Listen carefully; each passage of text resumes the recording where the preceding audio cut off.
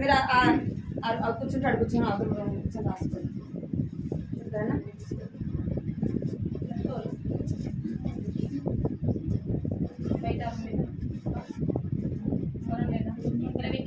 Gate పెట్టారు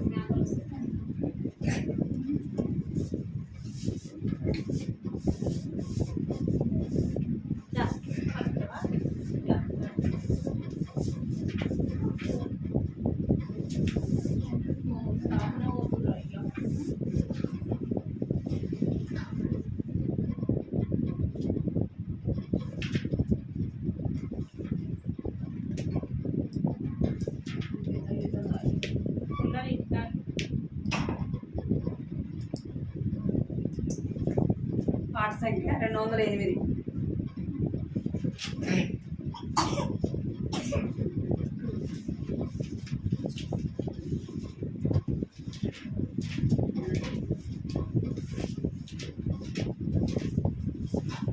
పాట సంఖ్య 208. స్తోత్రించి పాడి పొగడెదు.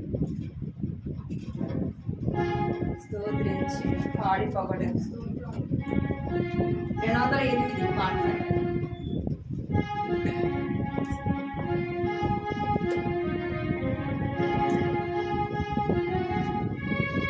స్తోత్రము పాడి పొగడెదను దేవాది దేవా నిన్ను రాజాది రాజా నిన్ను కీర్తించెదను. దేవాది దేవా నిన్ను రాజాది రాజా నిన్ను కీర్తించెదను. అద్భుతమైన ప్రేమ నాలో తండ్రి చూపు శుద్ధ ప్రేమ.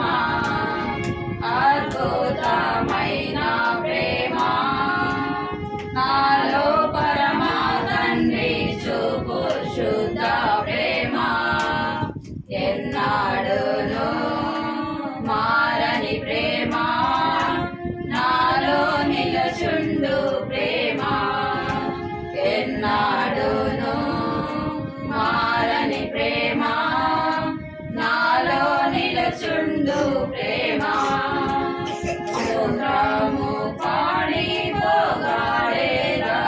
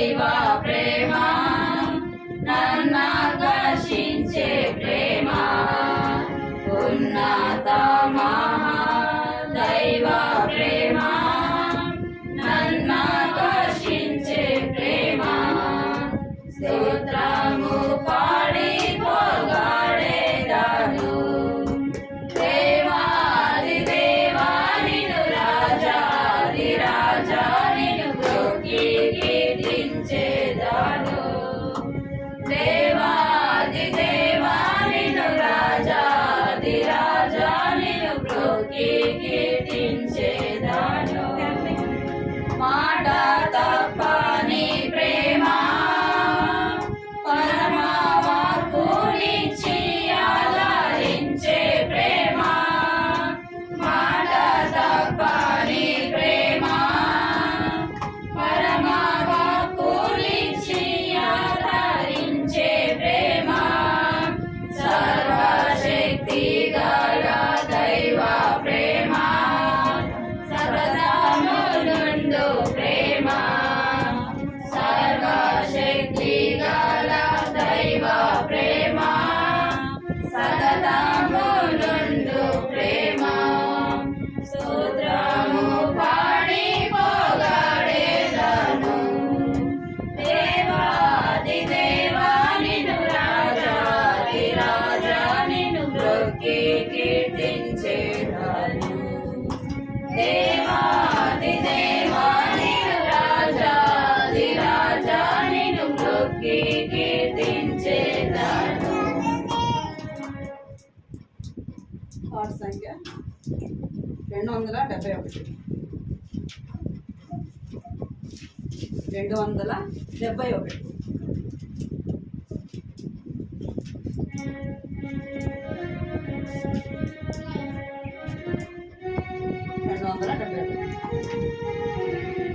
మనకై యేసు మరణించే మన పాపముల కొరకై నిత్య జీవమునిచ్చుటకై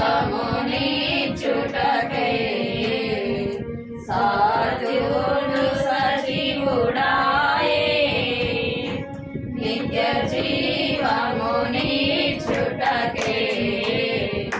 సాత్యుండు సజీవుడాయే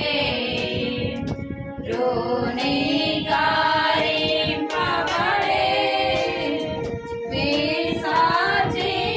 విసర్జింపబడెను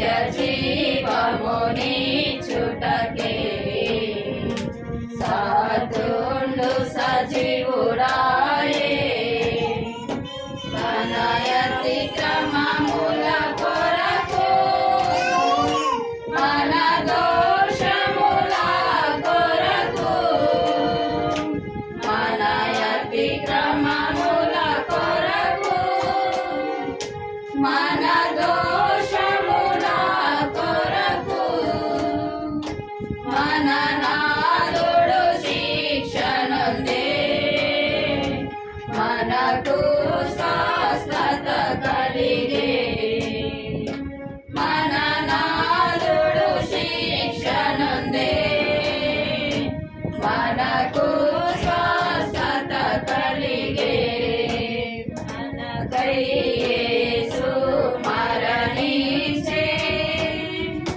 మన పాపముల కొరకై నిత్య జీవమునే చుటకే సాధుండు సజీవుడాయే నిత్య జీవమునే చుటకే సాధుండు సజీవుడాయే సౌరాజ్యమును నేను పాలింపబడెను సౌజన్యమును నేను పాలింపబడెను తన నోరు తెరవలేదు మన యైకయధనమియన్ తన నోరు తెరవలేదు మనకై క్రయధనమియన్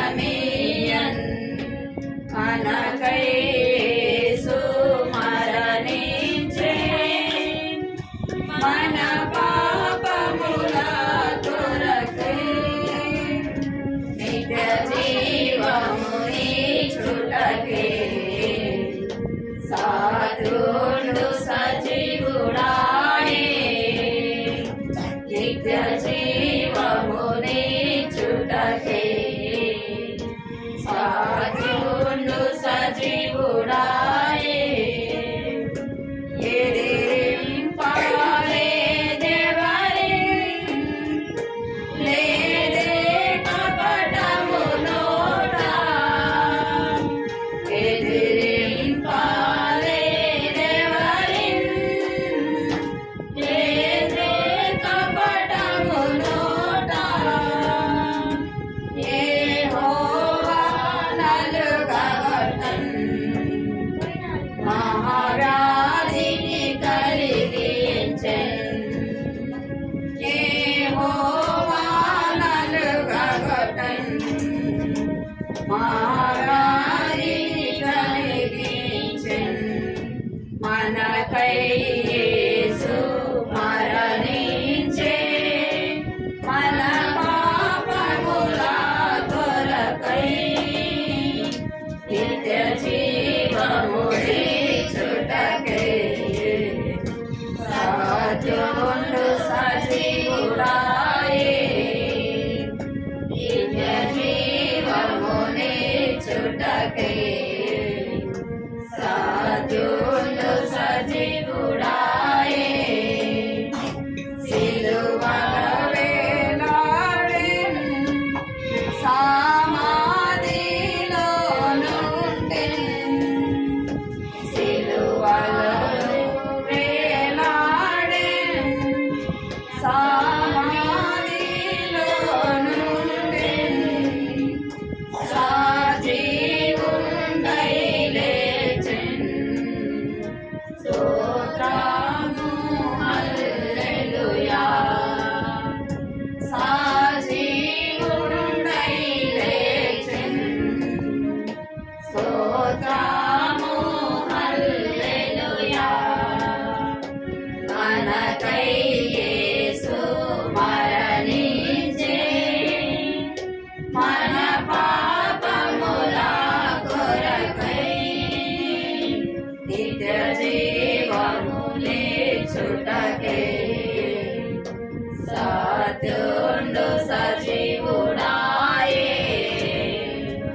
నిత్య జీవముని చుటకే సాధుడు సజీవుడాయే.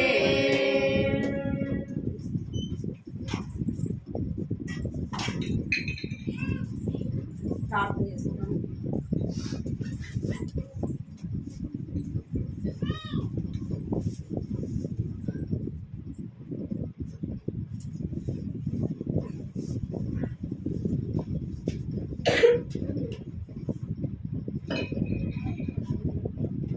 కృపాప్రేమ తండ్రి చిన్న దేవాన్ని బంగారు పదార్థాలు చెల్లిస్తున్నాను తండ్రి. సమయంలో ప్రభావ నీ సన్నిధిలో చేరి క్రీస్తు బలపరుస్తున్నాం ప్రభావ ప్రభావ నీ యొక్క పాటల ద్వారా ఆత్మ ద్వారా మీ పాటలు సహాయపడుతున్నారు. వాక్యం ద్వారా మీరు మాట్లాడండి, సహాయం చేయండి. అనాలి ఇంకా రాలేదు ప్రభావ, బిడ్డలైన వారిని మీరు తీసుకురండి ప్రభావ. చూపించి ఈ సమయం ఎంతో దీవెనకరంగా ఆశీర్వాదకరంగా చేయండి. కొద్ది సమయం నీ సన్నిధిలో ప్రార్థించడానికి కూడా ప్రభావ సహాయం చేయండి. కుటుంబ క్షేమం కొరకై అనేక క్షేమం రక్షణ కొరకై ప్రభావ ప్రార్థించడానికి ప్రార్థన భారం తెచ్చింది. ప్రార్థన ఆత్మతో నింపండి ప్రభావ. ఈ సమయాన్ని ప్రభావ నీ చేతులకు అప్పగిస్తూ సహాయం చేయండి. నిలబడుతున్నాను కూడా జ్ఞాపకం చేసుకుని ప్రభావ బలకుండాలని సహాయం చేయండి. చూపించమని ఈ సమయాన్ని మీ చేతులకు అప్పగించమంటూ యేసుక్రీస్తు నామములో స్తుతించి ప్రార్థించి అడిగి పెట్టుకుంటున్నాం తండ్రి. ఆమేన్.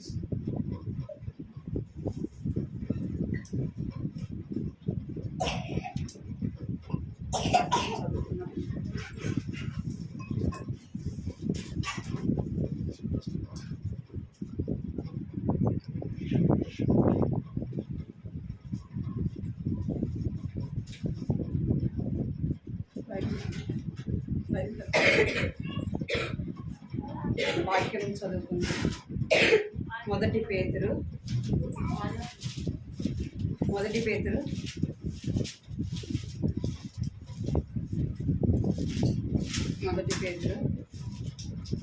4వ అధ్యాయం 12వ వచనం.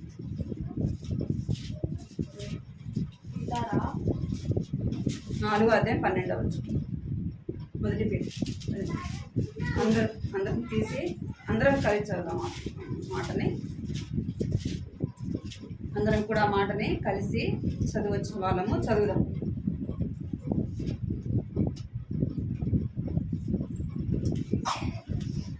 నాలుగో అధ్యాయము 12వ వచనం. ఈ సంగతులు ఆజ్ఞాపించుచున్నాను, నీ అందరం కలిసి చదువు. ఈ యవనమును బట్టి ఎవడు నిన్ను ధృవీకరింపనీయకును కానీ మాటలలోను ప్రవర్తనలోను ప్రేమలోను. మొదటి తిమోతి 4వ అధ్యాయము 12వ వచనం.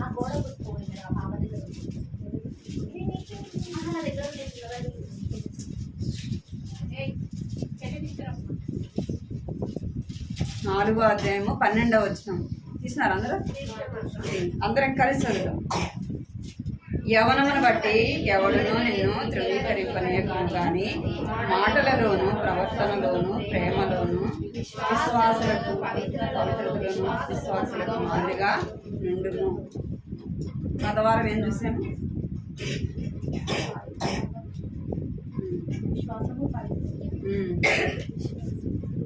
వారము విశ్వాసము గురించి మనము చూస్తూ వచ్చినాం. మన పితరులైన వారు విశ్వాసములో ఎలాగా కొనసాగుతూ వచ్చినారు, ఎలాగైతే కొనసాగుతూ వచ్చినారో మనం కూడా అలాంటి విశ్వాసం మనం కూడా ఏం కలిగి ఉండాలా?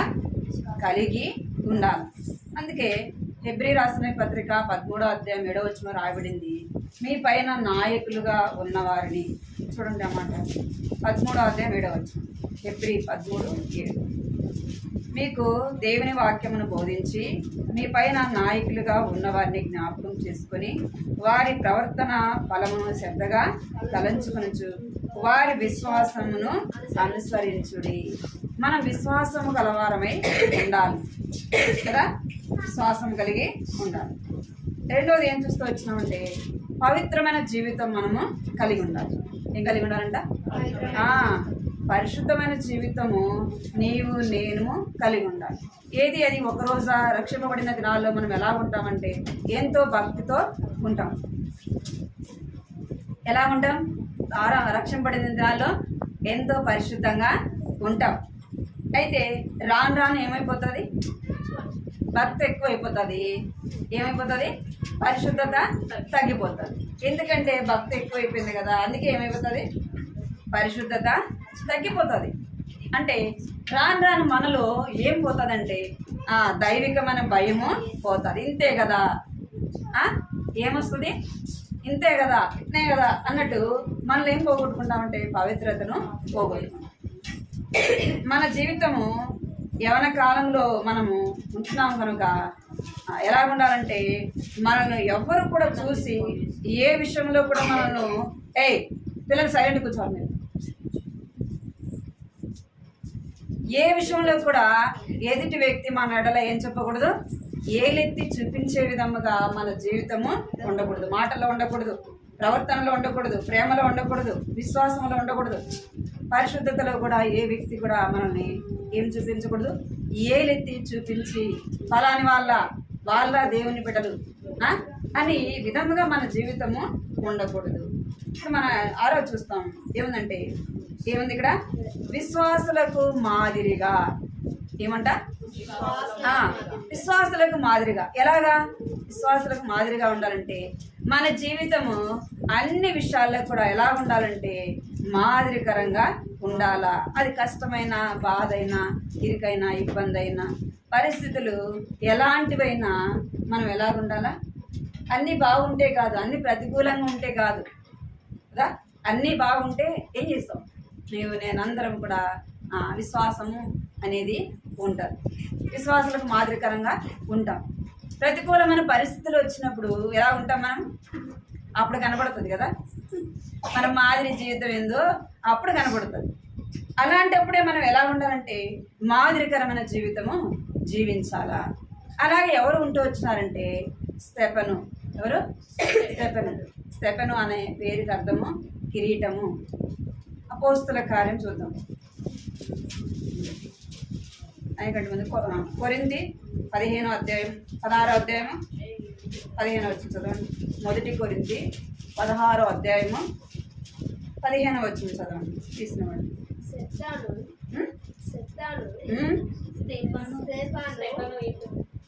చదవండి. బైబిల్ 1 కొరింథీ 16వ అధ్యాయం 15వ వచనము. ప్రథమ ఫలమై ఉన్నారని వారు పరిశుద్ధులకు పరిచయం చేయుటకు తమను తాము అప్పగించుకుని ఉన్నారని మీకు తెలియదు. ఎవరిక్కడ?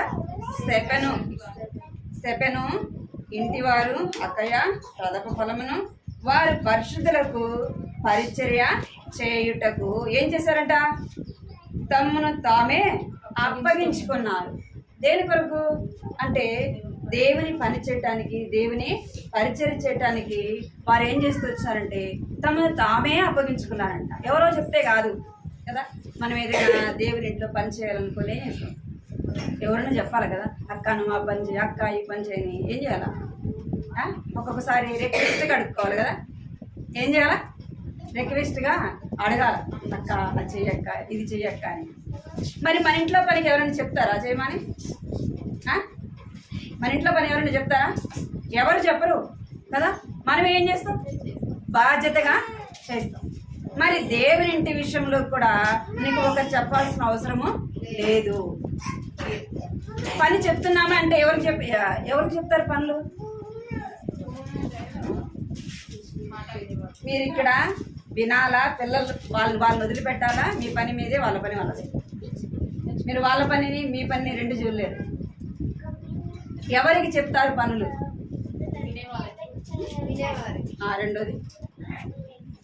రెండోది కూడా చెప్పాలి. ప్రాముఖ్యమైన మాట ఒకటి ఉంది, చెప్పండి. ఎవరికి చెప్తారు? పని మనిషికి చెప్తారు. పని మనిషికి చెప్తారు. ఇంట్లో కుటుంబంలో ఉండే వాళ్ళకి చెప్పరు పని. అర్థమైంది మీకు? ఎందుకు? ఇప్పుడు మనం ఉండాం. ఇప్పుడు నేనే ఉండా మా ఇంట్లో. నాకెవరైనా చెప్తారు వచ్చి అక్క నువ్వు గిన్నెలు గడుగు, అక్క నువ్వు ఊడు కదా చెప్తారా? ఎందుకు? అది నా పని, నా ఇల్లు. అర్థమైంది మీకు? ఎవరికి పని చెప్తామంటే పని మనిషి ఇంటికి వస్తుంది కదా పని చేయడానికి. వాళ్ళకి ఏం చెప్తాం? అమ్మ గిన్నెలు కడుగు, అమ్మ ఊడు, అమ్మ కడుగు అని చెప్తాం. అర్థమైందా? నువ్వు నిజముగా దేవుని బిడ్డవైతే నీకు ఎవరు చెప్పాల్సిన అవసరము లేదు. ఏదో ఒక పని మనిషిలాగా ఏది నేను వస్తా పోతా అంటే అలాంటి వారికి ఏం చెప్పాలి? పని చెప్పాలి. అర్థమైందా మీకు? ఇప్పుడు మనం ఎలా ఉండాలా? ఇక్కడ స్తెఫను ఇంటి వారు ఎలా ఉంటూ వచ్చినారంట? వారు పరిశుద్ధులకు పరిచయం చేయుటకు తమను తామే అప్పగించుకొనిరి. మనమే ఏం చేయాలంట? అప్పగించుకోవాలి. మొన్నక దైవ సేవకుడు వచ్చాడు మా ఇంటికి. వచ్చి చెప్తున్నాడు, అమ్మాయి చాలా మంచి సిస్టర్, మందిరంలో పని అంతా చేస్తుంది, నేను చెప్పాల్సిన అవసరం లేదు అంటున్నాడు. అర్థమైందా? సేవకుడు అంటున్నాడు, అమ్మాయి మందిరానికి వస్తుంది అంటే ఒకరి గురించి చెప్తున్నాడు అనమాట. అమ్మాయి మందిరానికి వస్తుంది, ఇంత మందిరం పని అంతా చేస్తుంది సిస్టర్, చెప్పాల్సిన అవసరం లేదా. ఎందుకంటున్నాడు? చేసింది కాబట్టి అంటున్నాడు. అంటే మన గురించి ఏం చెప్పాలా? పలానా అక్క చెప్పాల్సిన అవసరం లేదు, ఏం చేస్తుంది? మనం చెప్పాల్సిన అవసరం లేదు, అక్క ఏం చేస్తుంది? చేస్తుంది అని చెప్పాలి. అంటే మీరు చేయట్లేదు నేను చెప్పట్లేదు, కానీ చేస్తారు. కానీ మనమే ఏం చేయాలంట? అప్పగించుకోవాలి. ఎందుకు అంటే దేవుని పని చేయడానికి, దేవుని ఇంట్లో పని చేయడానికి మనమే ఏం చేయాలంట? అప్పగించుకోవాలి. ఒకరు చెప్తే చేసేది కాదు. అర్థమైంది? మనమే అప్పగించుకునే వారముగా ఉండాలా. చూద్దాం, 1 తిమోతి 3వ అధ్యాయము, 1 తిమోతి 3వ అధ్యాయము 8వ వచనం. అలాగునే పరిచారకులు మాన్యులైంది, విమానస్తులను, మిగుల మద్యపానాసక్తులను, దుర్లాభమును అపేక్షించే వారై ఉండగా విశ్వాస ధర్మంలో పవిత్రమైన మనస్సాక్షితో గైగల వారై ఉండవలెను. అలాగనే పరిచారకులే, మౌనులే, దిమనసులే, మిగుల మద్యపానులను, దురాక్షను కలవారై ఉండక. మరి ఏం చేయాలంటే పరిచారకులముగా ఉండాలా.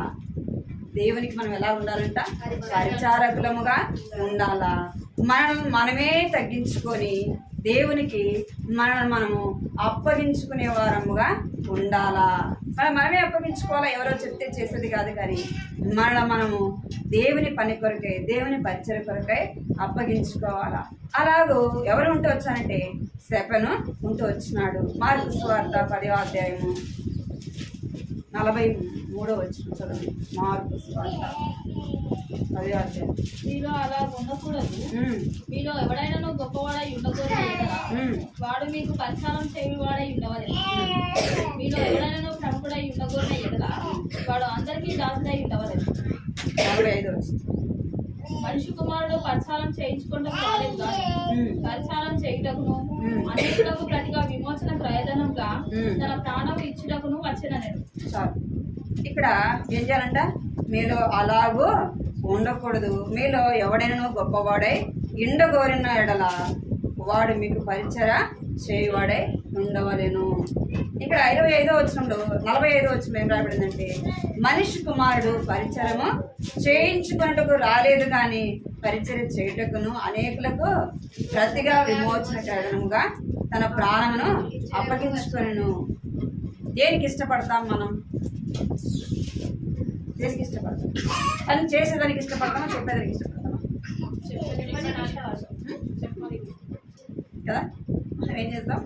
చెప్పడానికి ఇష్టపడతాం. ఎవరైనా మనకు చెప్తే ఇష్టపడం మనం కదా. ఎవరైనా పని మనకు చెప్పారనుకోండి, ఏం చేస్తాం మనం? నాకు పని చెప్తుందా కదా. ఏమంటాం? నాకు పని చెప్తుందా, నాకు చెప్పి అందుతామా అంటాం కదా, మనము అంటాం. ఇక్కడ యేసు ప్రభు ఏమంటున్నాడు అంటే, నేను పరిచర్య చేయించుకున్నట్టుకు రాలేదు కానీ ఎందుకు వచ్చాడంట? పరిచర్య చేయటానికి వచ్చాను.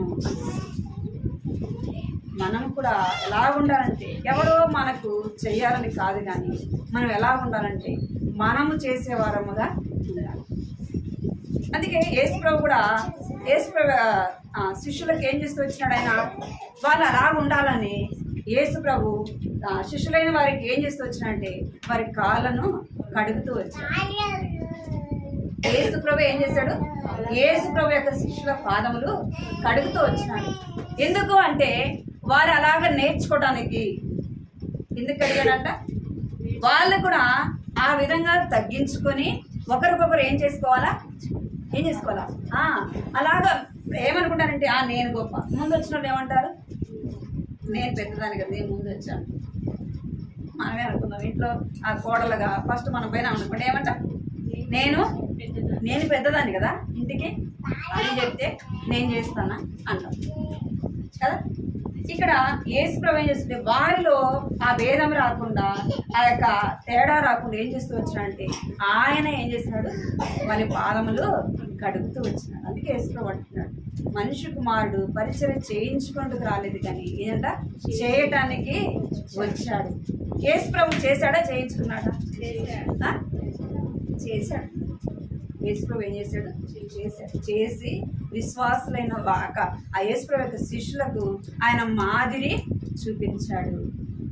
దేవుని బిడ్డలమైన మనము ఎలాగ జీవించాలంటే విశ్వాసులకు మాదిరికరమైన జీవితము జీవించాలి. మనం చూసి నేర్చుకోవాలి. మనం దేవుని పని చేస్తున్నప్పుడు మన పిల్లలు ఏం చేస్తారు, మీరు ఊడుస్తున్నారు అనుకోండి, మీ పిల్లలైన వారు ఏం చేస్తారు, వారు కూడా జీవితం వాళ్ళకి ఊడ్చేది రాదు కానీ ఏం చేస్తారు, ఊడుస్తారు. అంటే నువ్వు చేస్తున్నావు కదా, అక్కడ తల్లి చేస్తుంది కాబట్టి పిల్లలు కూడా ఏం చేస్తారు, చేయడానికి వస్తారు. నువ్వు చేయలేదు, నీ పిల్లలు చేస్తారా, చేయలేదు. నువ్వు ఆడ కూర్చుంటే వాళ్ళు కూడా ఏం చేస్తారు, అక్కడ కూర్చుంటే. అలాగ మనము ఉండకూడదు. దేవుని ఇంటిలో ఇది నా పని, నా ఇల్లు, ఇది నా పరిచర్య, నేనేం చేయాలా, చెయ్యాలా అనే యొక్క ఆలోచన అనేది ఉండాలా. నేనా చేసేది, నాకా చెప్పేది అనే మనస్తత్వం మనలో ఉండకూడదు. నాకు కూడా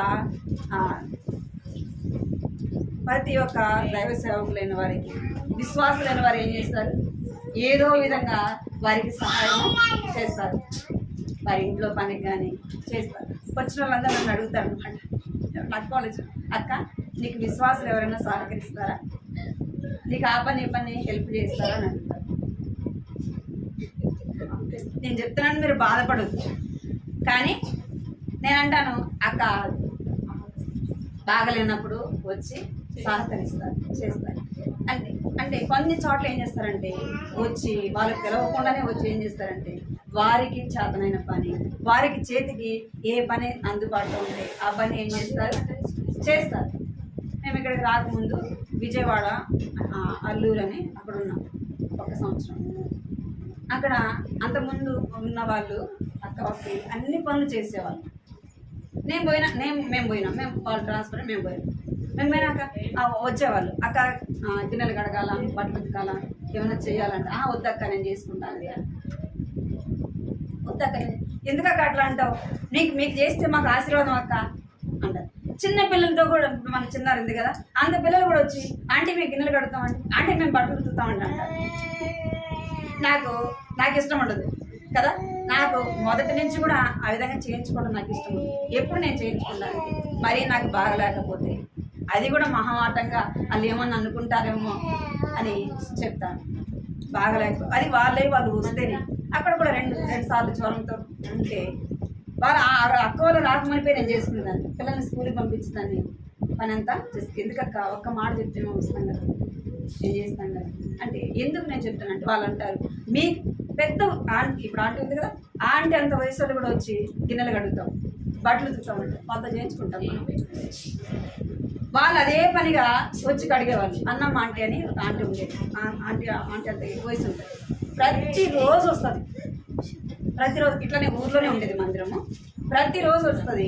నేను పిల్లలు స్కూల్కి పంపించగానే నేను పిల్లలు స్కూల్కి వెళ్ళిపోతారు, అన్నీ వస్తుంది.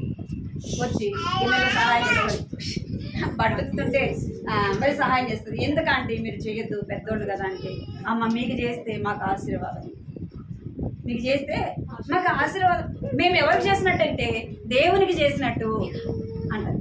అంటే నేను మీకు ఎందుకు చెప్తున్నానంటే, మనము ఇక్కడ రాయబడింది కదా, ఇందాక మనం చదివాము కొరింథీ రాసిన పత్రికలో, స్టెఫను ఇంటి వారు ఏం చేస్తూ వచ్చారంట, పరిశుద్ధులకు పరిచయం చేయడానికి ఏం చేశారంట, తమను తామే అప్పగించుకున్నారు. అంటే మనం అలా ఉండాలి. అందుకే యేసు అంటున్నాడు, నేను పరిచయం చేయించుకున్నట్టుకు రాలేదు కానీ చేయటానికే వచ్చాను. మనం ఎలా ఉండాలంట, పరిచయం చేసేవారంగా ఉండాలి. దేవుని ఇంట్లో మనకు అందుబాటులో ఉన్నాం.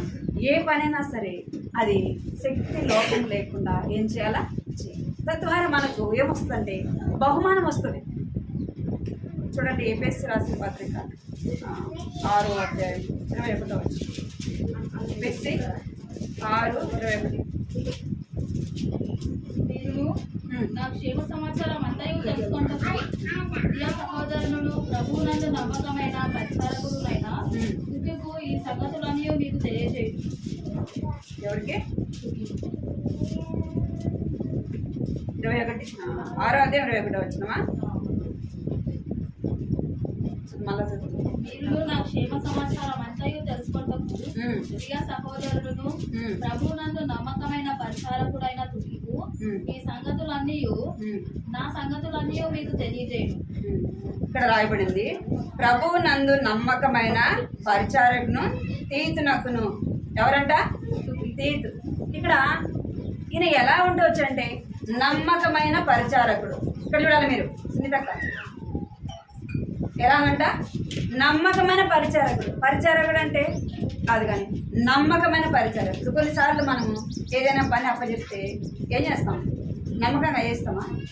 సగం చేసి సగం వదిలిపెట్టి వెళ్ళిపోతాం. ఏదో మనం ఏం చెప్తా ఉంటే ఏదో ఒక కారణం చెప్తాం. ఇక్కడ తీతుని గురించి రాయబడింది, ఏం రాయబడిందంటే నమ్మకమైన పరిచారకుడు. దేవుడు నిన్ను గురించి నన్ను గురించి చెప్పాలన్నమాట. నమ్మకమైన పరిచారకురాలు. ఎవరంట? నమ్మకమైన పరిచారకురాలని నీ గురించి నా గురించి దేవుడు చెప్పేవాడుగా ఉండాలి. కొలసి 1వ అధ్యాయం 8వ వచనం. 1వ అధ్యాయం 8వ వచనం. అతడు మా విషయంలో నమ్మకమైన క్రీస్తు పరిచారకుడు. అతడు ఆత్మయందని మీ ప్రేమను మాకు తెలిసినవాడు. చాలు. ఇక్కడ ఎవరి గురించి చెప్పబడిందంటే తిమోతిని గురించి చెప్పబడింది. ఎవరంట? మొదట ఎవరు? తీతు నమ్మకమైన పరిచారకుడుగా ఉంటున్నాడు. రెండో వ్యక్తి ఎవరు అంటే తిమోతి నమ్మకమైన పరిచారకుడుగా ఉన్నాడు. నీవు నేను అలా ఉంటున్నామా? నమ్మకమైన పరిచారకులముగా ఉండాలా? మనమే తగ్గించుకున్న అనుభవంలో మనము ఉండాలి. మొదటిదిగా మనం ఏం చూస్తూ వచ్చినాము? విశ్వాసులకు మాదిరిగా ఉండాలంటే మనం ఎలా ఉండాలంటే పరిచారకులముగా ఉండాలా. రెండో భాగం చూద్దాం. రెండోది అదే తిమోతి, మొదటి తిమోతి 4:12 వచ్చింది. ఆ మాట ఉంటుంది చూడండి. నీ యవ్వనంను బట్టి ఎవడను నిన్ను చుడికరింపనీయకు గాని కాదు 3వ అధ్యాయం 8వ వచ్చింది.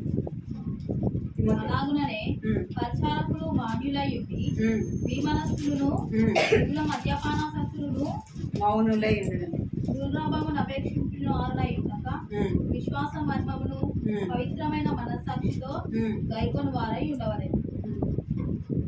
ఇక్కడ మౌనులై ఉండడం కదా. ఎలా ఉండాలంట?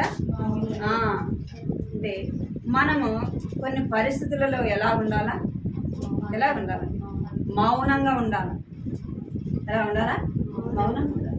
ఏదైనా గొడవ జరుగుతుంది, మన ఇంట్లో ఏం జరుగుతుంది అనుకోండి, మనం దేవుని నమ్మాము, దేవుని విశ్వాసం ఉంచాము, మన ఇంట్లో వాళ్ళు దేవుని నమ్మలేదు, లేదా తెలిసి తెలియని కొంతమంది మూర్ఖంగా ఉంటారు. వాళ్ళు మాట్లాడుతున్నప్పుడు మనం ఎలా ఉండాలా? నువ్వేనా మాట్లాడేది, నేను మాట్లాడతా అంటే ఏమైంది? పెద్దగా అయితే రెండోది మన విశ్వాసము పోతుంది. గొడవ అయితే అయింది కానీ ఏమైంది? విశ్వాసం పోతుంది. అర్థమైందా? మనం ఎలా ఉండాలంటే కొన్ని పరిస్థితులలో మౌనముగా ఉండాలి. మౌనముగా ఉండటం ద్వారా మనకెంతో మేలు, ఎంతో క్షేమం. భర్త లేదా అత్త మామ, మన ఇంట్లో ఉన్నవారు, పెద్దలైన వారు ఏదైనా అన్నప్పుడు నువ్వేనా అంటావు, నేను అనలేనా అన్నామనుకో ఏమైంది? మన విశ్వాసము. కొన్నిసార్లు బయట గొడవలు జరుగుతున్నాయి, అలాంటప్పుడు మనం ఎలా ఉండాలా? మౌనముగా ఉండాలా. ఏముండాలా? మౌనముగా ఉన్నప్పుడు ఏమవుతుందంటే మన విశ్వాసాన్ని మనం ఏమవుతాం? కాపాడుకున్న వారముగా ఉంటాం. మాదిరికరమైన జీవితము. వాళ్ళు మనం మాట్లాడే దాన్ని బట్టే, మన ప్రవర్తన బట్టే మనం ఎలా ఉన్నాము అని ఏమవుతుందంట తెలియబడతారు. మనం మౌనముగా ఉండటం ద్వారా ఏమవుతుంది? తెలియబడుతుంది. దేవుని బిడ్డలైన వారు, వీరు దేవుని భయం కలిగిన వారు అంటారు. ఇంకేమంటారు అంటే పెద్దలకు విధేయత చూపించేదిగా ఉంది. మన పెద్ద చిన్న లేకుండా మాట్లాడినామంటే ఏమంటారు? పెద్ద చిన్న లేదా, నేను గౌరవించవా కదా, ఎందుకంటే మాట్లాడుతామంట. అదే మనం పెద్దవాళ్ళు ఏదైనా మాట్లాడినప్పుడు మనం మౌనంగా ఉంటే ఏమంటారు? విధేయత కలిగి లోబడేది అని నేను గురించి నన్ను గురించి చెప్పేవారుగా ఉంటారు. మనం ఏమంటే మౌనముగా ఉండాలా. చూడండి సామెతలు 10వ అధ్యాయం 19వ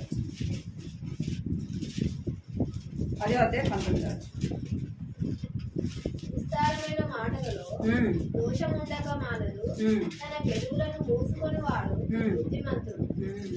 ఏమంట విస్తారమైన మాటల్లో ఏముంటదంట? దోషం ఉండక మానదు. మనం మాట్లాడే మాటల్లో ఏముంటదంటే దోషము ఉంటుంది. అందుకే మనం ఏం చేయకూడదంటే విస్తారముగా మాట్లాడద్దు. నోరుంది కదా అని ఇష్టం వచ్చినట్టుగా మనం ఏం చేయకూడదు, మాట్లాడదు. మన మాటలు కొద్దిగా ఉండాలి. అదే ప్రసంగిలో చూస్తే చూడండి 5వ అధ్యాయం 12వ వచనం, 5వ అధ్యాయం 2వ వచనం. ప్రసంగి 5వ అధ్యాయం 2వ వచనం. నీవు దేవుని సన్నిధిని అనాలోచనగా పలుకుటకు నీ హృదయం త్వరపడనీయక నీ నోటిని కాచుకోము. దేవుడు ఆకాశమందున్నాడు, నీవు భూమి మీద ఉన్నావు కావున నీ మాటలు కొద్దిగా ఉండవలను. చాలు. ఏమంట? నీవు దేవుని సన్నిధిన అనాలోచనగా పలుకుటకు నీ హృదయమును త్వరపడనీయకము, నీ నోటిని కాచుకొనుము. దేవుడు ఆకాశమందున్నాడు, నీవు భూమి మీద ఉన్నావు కావున నీ మాటలు కొద్దిగా ఉండవలెను. ఎక్కడంట? దేవుని సన్నిధిలో ఉన్నప్పుడు మనం ఏం చేయకూడదు, అనాలోచనగా ఏ మాట కూడా మనం ఏం చేయకూడదు, పలకూడదు. ఎందుకంటే నువ్వు మాట్లాడే మాట, నేను మాట్లాడే మాట దేవుడు ఏం చేస్తాడు? లెక్కిస్తాడు. ఏం చేస్తాడంట? లెక్కిస్తాడు. ఆయన ఏం చేస్తాడు? ఇస్తాడు. కనుక మన మాటలు ఎలా ఉండాలంటే కొద్దిగా ఉండాలా. నీ హృదయమును త్వరపడనీయకము. మాట్లాడటానికి మనం ఏం చేయకూడదంట? మన హృదయాన్ని త్వరపడనీయకూడదు. అర్థమైందా? మన హృదయం ఏమవుతుంది? ఆ పక్కన వ్యక్తి మాట్లాడుతుంటే మనం ఏం చేస్తాం? వాళ్ళు మాట్లాడకుండా వాళ్ళ మాట నోట్లో ఉండగానే ఏం చేస్తాం? మనం మాట్లాడాలి. అందుకే అంటున్నాడు, నీ హృదయము త్వరపడనీయకము, నీ నోటిని కాచుకొనము. దేవుడు ఆకాశమందున్నాడు, నీవు భూమి మీద ఉన్నావు. మనం ఎలాంటి వారు? మనం ఏ పాటి వారు?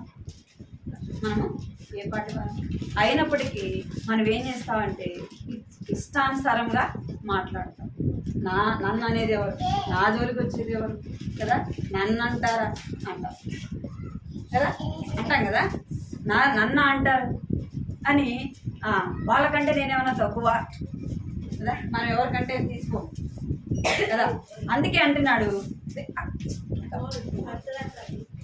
దేవుడు ఆకాశమందున్నాడు, మనం భూమి మీద ఉన్నాం కనుక మన మాటలు ఎలా ఉండాలంటే కొద్దిగా ఉండాలి. మనం మాట్లాడే మాట ఎలాగంట?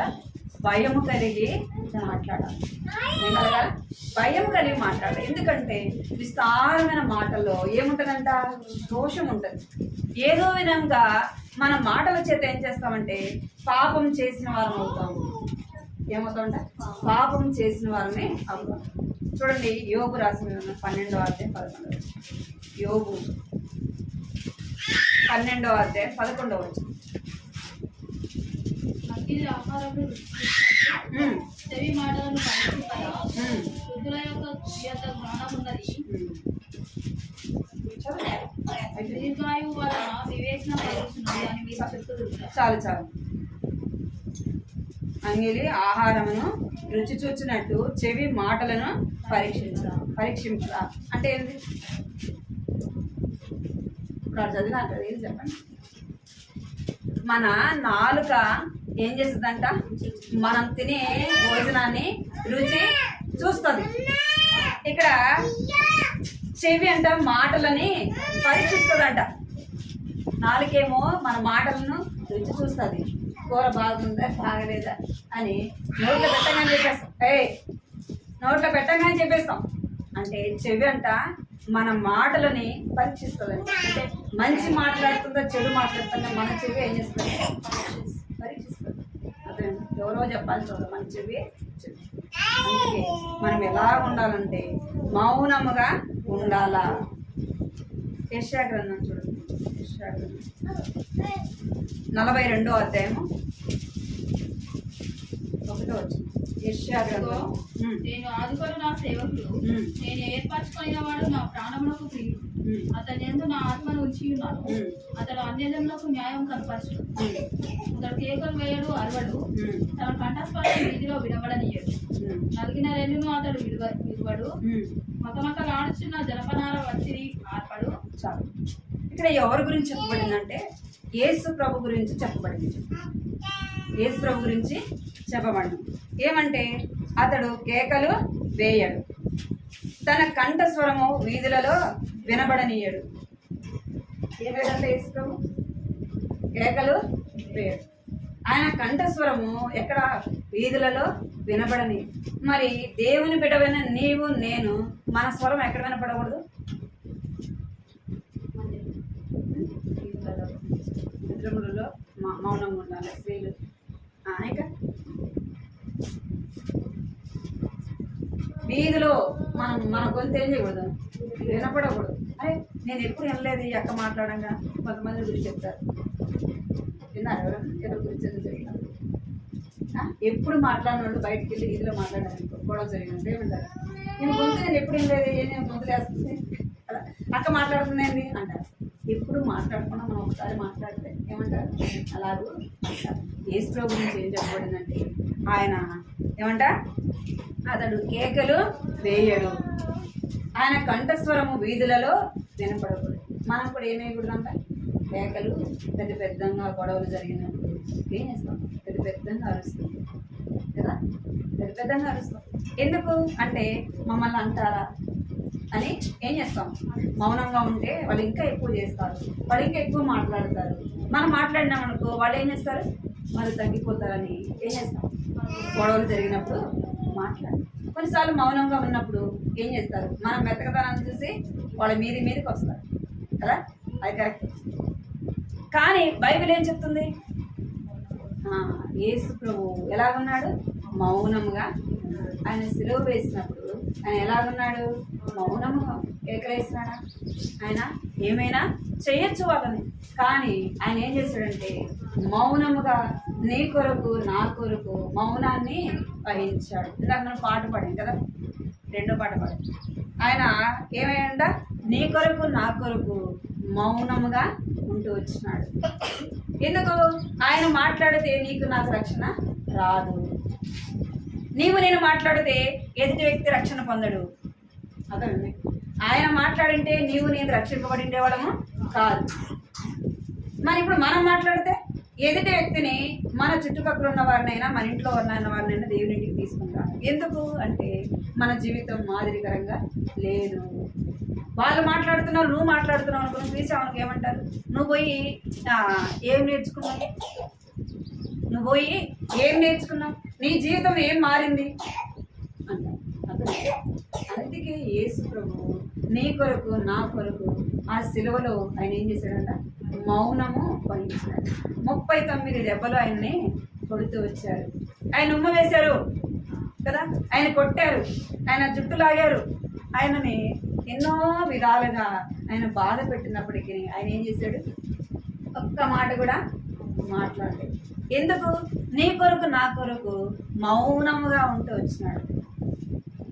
మరి నీ కొరకు నా కొరకు దేవాది దేవుడైన ఆయనే అన్ని శ్రమలు పడి ఉమ్మించుకొని కొట్టించుకొని ఆయన సొగసు స్వరూపాన్ని కోల్పోయి ఆయన ఎగతాలు చేస్తూ వచ్చినారు. ఆయన ఇష్టం వచ్చినట్టు మాట్లాడుతూ వచ్చారు. ఆయన ఒక్క మాటకైనా ఏం చేయలేదు, నోరు తెరిచి మాట్లాడలేదు.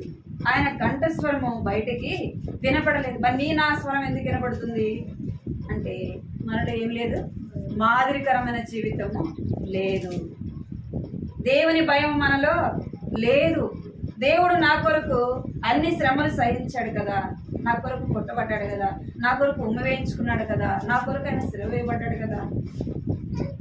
మరి మనం ఒక మాట అంటే ఏమైంది కదా? ఎవరైనా మనం ఒక మాట అంటే ఏం చేస్తాం? మనకు ఎక్కడ లేని రోషం పౌరుషం అన్నీ వచ్చేస్తాయి కదా, అన్నీ వచ్చేస్తాయి. అన్నీ వచ్చేసి ఏం చేస్తామంటే దేవుడినైనా వదులుకోవడానికి ఏం చేస్తాం? మంచంలో ఒక ఎవరు నేను అందరూ అనుకోండి చేస్తాం. నన్ను అంటాడు, నేను రాను. ఇంకా ఎందుకక్క నన్ను అంటారు, నేను రాను. అలాంటి వాళ్ళు ఉండాలి లేదా? మీరు చూసింటారు, చూసింటారు, నేను చూశాను. ఎందుకు అంటే దేవుని కొరకు నిన్ను నన్ను ఏం చేస్తారు? ఒక మాట అంటారు. ఇక్కడ చూడండి, అపోస్తుల కార్యము 7వ అధ్యాయము. అపోస్తుల కార్యం 7వ అధ్యాయం 59-60 వచనాలు చూడండి. 7వ అధ్యాయం అపోస్తుల కార్యము 7వ అధ్యాయము 59వ అధ్యాయము 59వ వచనము 60వ వచనం మొదలుపెట్టుచు చదువు. యేసు ప్రభువా, నా ఆత్మను చేసుకోమని సత్యం పలుకుండగా వారు అతను రాళ్లతో కొట్టి అతడు మోకాలుని ప్రభువా వారి మీద ఈ పాపం మోపమని గొప్ప శబ్దంతో పలికారు. ఈ మాట పలికి నిద్రించను. సౌలు అతని చావుకు సమ్మతించాడు. చాలు. ఇక్కడ స్టెఫెను ఎవరి గురించి మనం చూస్తున్నామంటే స్టెఫెను జీవితాన్ని మనము చూస్తున్నాం. ఇక్కడ స్టెఫెను 7వ అధ్యాయము 59వ వచనంలో స్టెఫెన్ ఏం చేస్తున్నారంటే ఊరు బయటకైతే తీసుకొని వచ్చినారు. బయటకు తీసుకొని వచ్చి ఏం చేస్తారంటే స్టెఫెన్ని రాళ్ళతో కొడుతున్నారు. ఏం తప్పు చేశాడు? ఏం తప్పు చేయలేదు. దేవుని వాక్యాన్ని ప్రకటిస్తుంటే ఏం చేశాడంట? అప్పుడు సౌలు, అపోస్తులైన పౌలు సౌలుగా ఉన్నప్పుడు ఇది జరిగింది. ఏం చేస్తూ వచ్చినంటే ఆయన్ని తీసుకొని వచ్చి రాళ్లతో కొడతా ఉంటే మనం ఏం చేస్తాం? ఒక మాట కొడితే 7 కొడితే వాళ్ళు 1 కొడితే మనం 4 కొడతాం. వాళ్ళు 1 కొడితే మనం 4 కొడతాం. ఇక్కడ స్టెఫెన్ అయితే రాళ్లతో కొడుతున్నాడు. స్టెఫెన్ ఏం చేయాలా? ఏదో ఒకటి అనాలి కదా. మనం ఎవరైనా ఒక మాట అంటే తిరిగి మనం దూషించిందాక, తిరిగి అనిందాక మన పానము ఏం కాదు, నెమ్మది కాదు కదా. అనాలి, అక్క నన్ను అనిందక్క సాధిస్తూనే ఉంటాం. మరి మనమైతే ఎక్కువ కదా, మనమైతే స్త్రీలం అయితే ఎక్కువ చేసి. ఇక్కడ స్టెఫెన్ అయితే ఏ ఒక్క మాట కూడా రాళ్ళతో కొడితే స్టెఫెన్ ఏం చేస్తున్నాడంటే మోకరించి ప్రార్థన చేసిన, ప్రభువా ఈ పాపం వారి మీద మోపద్దు. ఎందుకంటే నన్ను వీళ్ళు రాళ్ళతో కొట్టి చంపారు. ఈ పాపము నన్ను చంపినందుకు వారిని ఏం చేయొద్దు, శిక్షించద్దు ప్రభువా అని స్టెఫెన్ అయితే ఏం చేస్తున్నాడంటే ప్రార్థన చేస్తాం. ప్రభువా ఈ పాపం వారి మీద మోపద్దు.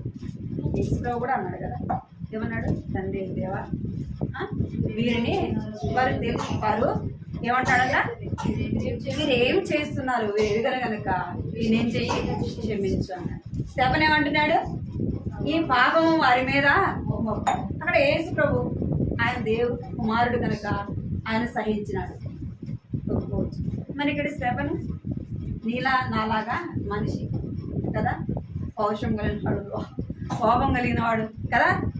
మరి స్టెఫెన్ ఎలా ఎదుర్కొంటూ వచ్చాడంటే దేవుడు నా కొరకు ఆ సిలువను సహించాడు కదా, మౌనంగా ఉంటూ వచ్చాడు కదా. నేను కూడా ఏం చేయాలా? నేను కూడా ఈ బాధని, ఈ కష్టాన్ని, ఈ శ్రమని ఏం చేయాలా?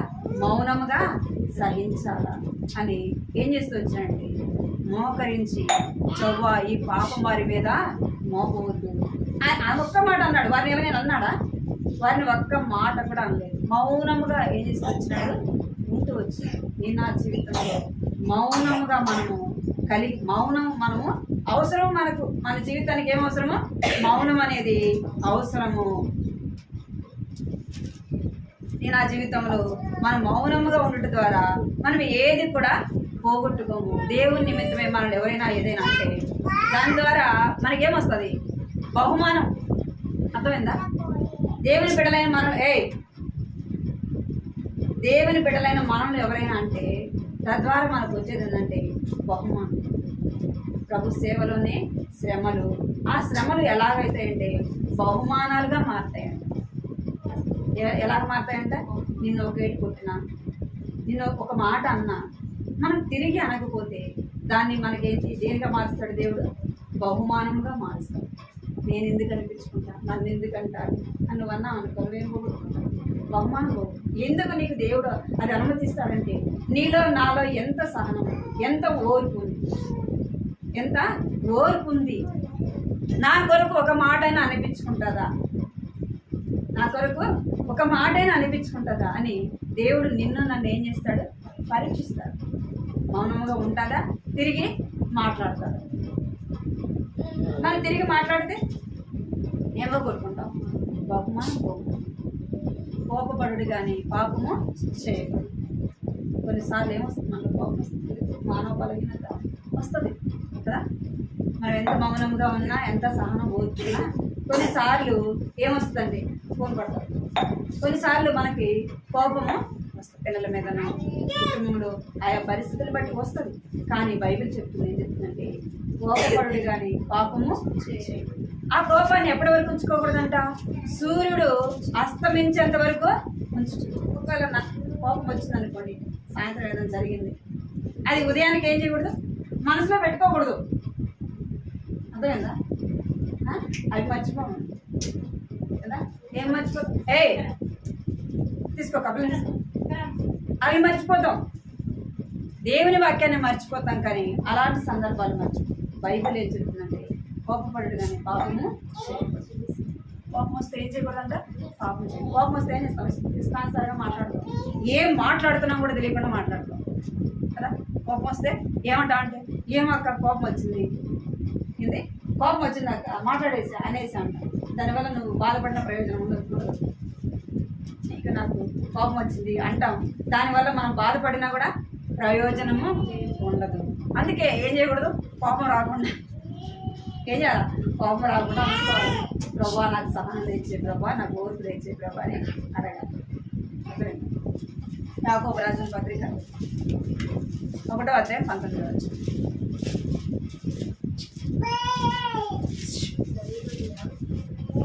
ఒకటి 19.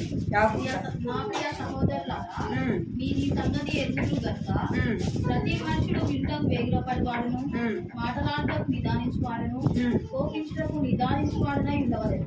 చాలు. ఏం చేయాలంట, ప్రతి మనుషుడు వినటానికి వేగురు పడవాడును, మాట్లాడుటకు నిదానించువాడును, కోపించుటకు నిదానించువాడే ఉండవలెను. ఏదనుకుంటానంట, వినటానికి ఏం చేయాలంట, వేగులు పడాలా. ఏం చెప్తున్నారా అని, ఏం చెప్తారు, ఏం చేయాలంటే మనం వినటానికి వేగులు పడాలి, మాట్లాడదానికి ఏం చెప్తారా అని ఏం చేయాలంటే దానికోసం మనము ఎదురు చూసే వారముగా ఉండాలా. దేవక ఆ పిల్లని తీసుకుని దగ్గర కూర్చోబెట్టు. మనము వినటానికి వేగులు పడాలా, మాట్లాడటకు నిదానించాలా, కోపించడం కూడా ఏం చేయాలంట, నిదానంగా ఉండేవారంగా ఉండాలి. 2 చూసాం. ఒకటి పరిచయం చేసేవారంగా ఉండాలా, 2వది మౌనముగా ఉండాలి, 3వది చూడండి తిమోతి రాసిన పత్రిక 3వ అధ్యాయం 8వ వచనం. అలాగనే కష్టాలకు మాన్యులై ఉండి దిమనస్కులను ఏమంట 3 అంటే దిమనస్కులై ఉండకూడి. ఏం కలిగి ఉండకూడదంట, దిమనస్కులు అంటే చూడండి 1 రాజులు 18వ అధ్యాయం 21వ వచనం. 1 రాజులు 18వ అధ్యాయం 21వ వచనం. ఏలియా జనులందరి దగ్గరికి వచ్చి రెండు తలముల మధ్య తలబడుచుందురు. యెహోవా దేవుడైతే ఆయనను అనుసరించుడి, బయలు దేవుడైతే వాణ్ణి అనుసరించుడని ప్రకటన చేయగా జనులు అతనికి ప్రత్యుత్తముగా ఒక మాటనైనను పలుకోకపోయింది. చాలు. ఇక్కడ ఏలియా జనులందరి దగ్గరికి వచ్చి, ఎన్నాళ్ళ మటుకు మీరు 2 తలంపుల మధ్య తడబడుచుందరు. ఏముండకూడదంటే మనలో దిమనస్కులుగా ఉండకూడదు. దిమనస్కులు అంటే 2 మనస్తత్వాలు కలిగి ఉండకూడదు. పోవాలా వద్దా కదా అని ఏం చేయకూడదంట, 2 మనసులు మనలో ఒకటే మనలో ఉండాలి. అది ఎలా ఉండాలంటే అది మన మనసులో అది స్థిరమైనదిగా ఉండాలి. మనం ఏమనుకుంటామంటే దేవుల్లో ఉండాలనుకుంటాం, లోకంలో ఉండాలనుకుంటాం కదా. ఎక్కడ ఉండాలనుకుంటాం, దేవుడు కావాలా, ఇంకా దయ్యం కూడా కావాలా కదా. దేవుడు కావాలా, దయ్యం కావాలి, ఇద్దరు వదులుకోవాలి. ఎందుకు ఆశించేది దేవుడు కాబట్టి దేవుని ఎందుకు పోగొట్టుకోవాలా. రెండు మనస్తత్వాలు మనం ఉండకూడదు, ఒకటే కలిగి ఉండాలి. నీకు దేవుడా లోకం ఏదైనా ఒకటే. నువ్వు దేవునైనా సంతోషపెట్టాలా, లోకంలో అయినా నువ్వు సంతోషించాలి. ఇంకా దేవునిలో సంతోషించకుండా లోకంలో సంతోషించకపోతే ప్రయోజనమా? మరి ఏది కలిగి ఉంటావు? దేవుని కలిగి ఉంటాం. లోకం శాశ్వతము కాదు. లోకం ఏమంట? శాశ్వతం కాదు. కనుక మనం ఏం కలిగి ఉండాలంటే దేవుని కలిగి ఉండాలి. ఒక రాజు ప్రకటించాడంట. ఏమని ప్రకటించాడంటే, రేపు ఉదయానికల్లా ఇంత టైం అని చెప్పినాడు. ఈ టయానికల్లా వచ్చి ఆ రాజు పట్టణంలో ఉన్న వాళ్ళందరినీ ఎవరు ఎంత తీసుకుంటారో అంత వాళ్ళదే, ఎవరు ఏది తాగుతారో అది వాళ్ళదే, అది వాళ్ళకి ఇస్తా అని చెప్పినాడు. ఎంత డబ్బైనా వజ్రాలైనా బట్టలైనా ఏవైనా సరే ఎవరు ఎంత తీసుకుంటారో అంత ఎంత పట్టుకోగలిగితే అంత ఇస్తా అని చెప్పినాడు. అంటే అప్పుడు అందరూ అనుకున్నారంట, ఇది కావాలా, అది తీసుకోవాలా, ఇది తీసుకోవాలా, ఇది పట్టుకోవాలి, ఇది పట్టుకోవాలని. అందరూ ఏం చేస్తారంటే ఉదయం కాకముందే ఏం చేస్తారంట, కిలో నిలబడ్డారంట. అందరూ రాజుకోట కాడ ఏం చేశారు, కిలో నిలబడ్డారంట. సరే ఉదయం టైం అయింది ఏమంట, అందరు గేట్ తీయంగానే, అది డోర్ తీయంగానే ఏం చేస్తారంట, అందరి లోపలికి వచ్చి ఒక డబ్బులు అది ఆ డబ్బుకి, బంగారుకి, వజ్రాలకి, ఇంకా రాజు ఇంట్లో ఏ విలువైన వస్తువులు ఉన్నాయో వాటన్నిటిని వెళ్ళి ఏం చేస్తారంటే అందరూ వారి సామర్థ్యం కొలది ఏం చేస్తారంట తీసుకున్నాడు. రాజు సింహాసనం మీద కూర్చొని చూస్తా ఉన్నాడంట. రాజు సింహాసనం మీద కూర్చొని చూస్తున్నాడంట. ఏమేం చేస్తారు, ఏమేమి తీసుకుంటారు అని రాజు చూస్తా ఉన్నాడు. అందరూ తీసి సీతక్క అది ఆడికి పోయి ఫోన్ పడేస్తారు. అప్పుడు రాజు చూస్తా ఉన్నాడు సింహాసనం మీద కూర్చొని. అప్పుడు ఒక చిన్న అమ్మాయి, ఆ చిన్న అమ్మాయి ఏం చేస్తుందంట, ఏవి పట్టుకోవట్లేదంట, ఏవి పట్టుకోకుండా అక్కడున్న వస్తువులు ఏవి కూడా తాకలేదంట.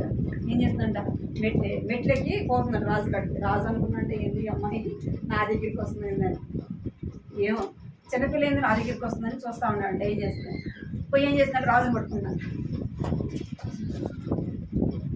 ఏం చేసింది, రాజుని పట్టుకుంది. ఇవన్నీ నాకెందుకు కదా, నేను పట్టుకుంటే ఎంత పట్టుకుంటా అనా కదా, నేను పట్టుకుంటే ఎంత పట్టుకుంటా, ఇవన్నీ నాకెందుకు, అసలుకి రాజునే పట్టుకున్నాను అనుకో, ఈ రాజ్యమే నాదవుతుంది. అర్థమైందా, ఈ రాజ్యమే నాదవుతుంది. అది పట్టుకుని ఇది పట్టుకొని అవన్నీ ఎందుకు అని ఏం చేసిందంట, వెళ్ళి రాజునే పట్టుకున్నాను. సరే, మనం ఏమనుకుంటామంటే దేవుడు కావాలా, లోకం కావాలా, రెండు మనసుల మధ్య, రెండు మనస్తత్వాల మధ్య మనం ఏం చేస్తామంటే అటు ఆత్మీయంగా ఎదగలేము, అంటే లోకంలో సంతోషపడలేము కదా.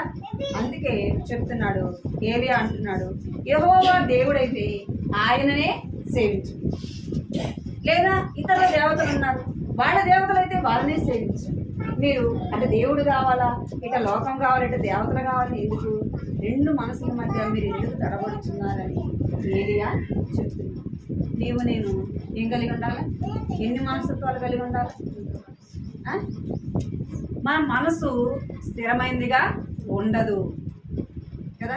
బాగుంటేనే ఏదైనా మేలు చేస్తే ఏం చేస్తాం, నాకు దేవుడే కావాలని. ఏదైనా ఒక కష్టం, చిన్న కష్టం, శ్రమ రాగానే దేవుడు ఎక్కడున్నాడు, దేవుడు ఎక్కడున్నాడు, ఈ శ్రమ ఎందుకు వచ్చింది, ఈ బాధ ఎందుకు వచ్చింది, నాకు దేవుడు అని ఏం చేస్తాం, దేవుని మందిరానికి వెళ్ళకుండా అదేమంటారు, రెండు మనసులు మనము ఏం చేయకూడదంట, కలిగి ఉండకూడదు.